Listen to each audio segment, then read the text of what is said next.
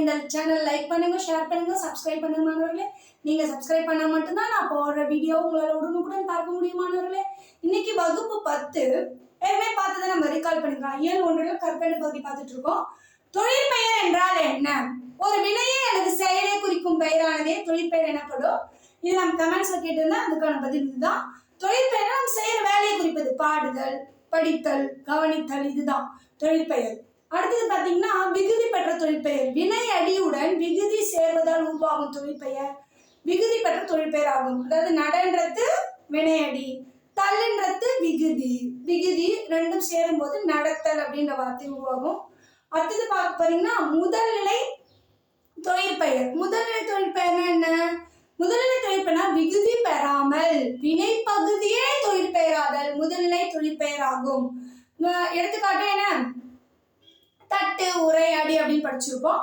அடுத்தது முதல்நிலை திரிந்த தொழிற்பெயர் அப்படின்னா விகுதி பெறாமல் முதல்நிலை திரிந்து வரும் தொழிற்பெயர். இந்த முதல்நிலையே திரிந்து வரும் தொழிற்பெயர் தான் முதல்நிலை திரிந்த தொழிற்பெயர் ஆகும். எடுத்துக்காட்டு பேரு. தொழிற்பெயர் கவனிங்க. கெடுதல், சுடுதல். அதாவது நம்ம செய்யற வேலையை குறிக்கத்தான் தொழிற்பெயர்னு சொன்னோம். கெடுதல் அது கூட நம்ம விகுதி பெற்று வருகிறது இல்லையா? கெடுதல், சுடுதல், தல். அடுத்து முதல்நிலைன்னா அந்த வினையடி மட்டுமே பெயராகி வருது, தொழிற்பெயராகி வருதான் முதல்நிலை. கெடு, சுடு அப்படின்றது வருது. முதல்நிலை திரிந்த தொழிற்பெயர் அந்த முதல்நிலையே திரிந்து வரும், அதுதான் முதல்நிலை திரிந்த தொழிற்பெயர். கெடு, கேடு, சுடு, சூடு. அதாவது என்ன வேறுபாடுனா அந்த குறியில் நெடிலாக மாறி இருக்கும். முதல்நிலை ரெண்டுமே விகுதி பெறாது. ஆனா இதுல என்னது? முதல்நிலை வினை பகுதியே தொழிற்பெயராகி வருதல். ஆனால் இங்க என்னன்னா முதல்நிலை திரிந்து வரும் தொழிற்பெயர் முதல்நிலை திரிந்த தொழிற்பெயர் எனப்படும்.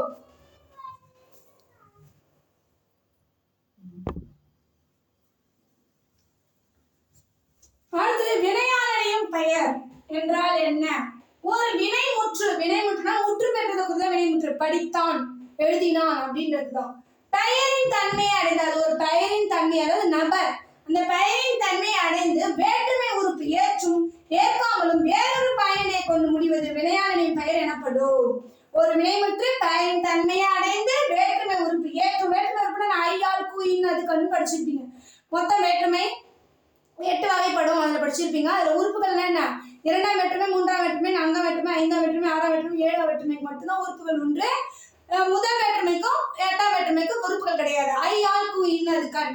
அந்த வேற்றுமை உறுப்பை அந்த சொல்லோட ஏற்றும் ஏற்காமலும் வேறொரு பயனை கொண்டு முடிவது வினையாளனையும் பெயர் எனப்படும். அது தன்மை, முன்னிலை, படர்த்தி ஆகிய 3 இடங்களிலும் 3 காலங்களிலும் வரும். இது எப்படிலாம் வரும் அப்படின்னு பாத்தீங்கன்னா தன்மை, தன்னை மட்டும் குறிப்பதுதான் தன்மை, நான். முன்னிலைனா நீ. நம்ம 2 பேருமே இல்லாம படர்க்கைனா அவள், அவன், அவர்கள், அது, அவை அப்படின்னு குறிக்கிறது தான் படர்க்கை. ஆகிய 3 காலங்களில் வரும். 3 காலம்: இறந்த காலம், நிகழ்காலம், எதிர்காலம். இறந்த காலம்னா முடிந்து பெற்றதை குறிப்பது, நிகழ்காலம் நடந்து கொண்டிருப்பது, எதிர்காலம் நாளைக்கு நடக்க போவதை குறிப்பது. அந்த 3 இடங்களிலும் 3 காலங்களிலும் இந்த வினையாளனை பெயர் வரும். எடுத்துக்காட்டு பாத்தீங்கன்னா வந்தவர் அவர்தான். வந்தவர்னா வருதல் தான் இதுல தொழிற்பெயர். ஆனா வந்தவர் அந்த நபரை குறிக்கிறது. அவர்தான். யார் வந்தது? அவர்தான் வந்தார். அதுதான் இந்த வினையாளனின் பெயர். பெயரின் தன்மை அடைந்து செயலை செய்பவரை குறிப்பது. செயலை செய்பவரை குறிப்பதுதான். அதுதான் வந்தவர் அவர்தான். பொறுத்தார் பூமி ஆழ்வார், பொறுத்து கொள்பவர். இந்த பூமியை உலகையே ஆழ்வார்னு சொல்வாங்க.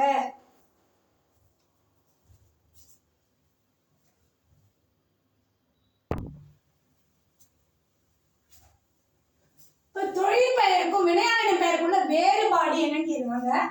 வினை பெயர் தன்மையாகி வினையே உணர்த்தி நிற்கும். வினை பெயரை தன்மையாகி, அதாவது வினை நம்ம செய்யற செயலை குறிப்பது. அதுவே பெயர் தன்மையாகி வினையே உணர்த்தி நிற்கும். என்ன செயலை செய்யறாங்க அதான் உணர்த்தி நிற்கும். தொழிலை செய்யும் கருத்தாவே குறிக்கும். யார் அந்த தொழிலை செய்யற அந்த கருத்தான நபர், அவரை தான் குறிக்கும். காலம் காட்டாது, இது காலம் காட்டும். படர்க்கைக்கே உரியது, மூவிடத்திற்கும் உரியது. தன்மை, முன்னிலை, படர்க்கை ஆகிய 3 இடங்களிலும் வரும்னு சொன்னோம். பாடுதல், படித்தல். பாடுதல், படித்தல், இதுதான் வினை பெயர் தன்மையாக வினையே நிற்கிறது, உணர்த்தி இருக்கும். காலம் காட்டாது, எந்த காலத்துல படிச்சாங்க அப்படின்னு காட்டாது. பாடுதல். படர்க்கைக்கே உரியதுன்னா யார் படிச்சது. தன்மைனா தன்னை பற்றி சொல்றது. முன்னா நமக்கு முன்ன இருக்குங்க. படர்க்கைக்கு உரியதுன்னா நம்ம 2 பேருமே இல்லாம யாரோ ஒருத்தர். அவள், அவன். பாடுதல், படித்தல், அவன் படித்தான், அவள் படித்தாள், அந்த மாதிரி சொல்வதுதான். எங்க பாத்தீங்கன்னா காலம் காட்டும். 3 காலமும் காட்டும். இறந்த காலம், நிகழ்காலம், அடுத்தது என்னது, எதிர்காலம், மூன்றுமே மூவிடத்திற்கு உரியது. தன்மை முன்னிலை படத்தில் மூன்றுக்கு உரியது. எடுத்துக்காட்டு பாடியவள், படித்தவர். பாடியவன், பாடியவள், படித்தவர் அப்படின்ற வார்த்தை எல்லா காலங்களும், அதாவது மூன்று காலங்களையுமே இது காட்டும். மறுபடியும் படிச்சீங்க. வினை பெயர் தன்மையாகி வினையே உணர்த்தி நிற்கும். தொழிலை செய்யும் கருத்தாவை குறிக்கும். காலம் காட்டாது, காலம் காட்டும். படர்க்கைக்கே உரியது, மூவிடத்திற்கு உரியது. பாடுதல், படித்தல். எடுத்துக்காட்டு பாடியவள், படித்தவர். இது உங்களுக்கு தேர்வுல காட்டலாம்.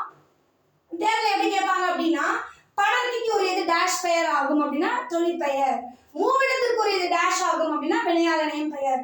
தொழிலை செய்யும் கருத்தாவை குறிப்பது எந்த பெயர் அப்படின்னு கேட்கலாம். வினையாளனையும் பெயர். காலம் காட்டும் என்ன பெயர் அப்படின்னா வினையாளனையும் பெயர். எடுத்துக்காட்டு பாடுதல், படித்தல் கொடுத்துட்டு அது என்ன பெயர் கேட்கலாம், தொழிற்பெயர். பாடியவள், படித்தவர் இலக்கண குறிப்பிட்ட கொடுக்கலாம், வினையாளனையும் பெயர்.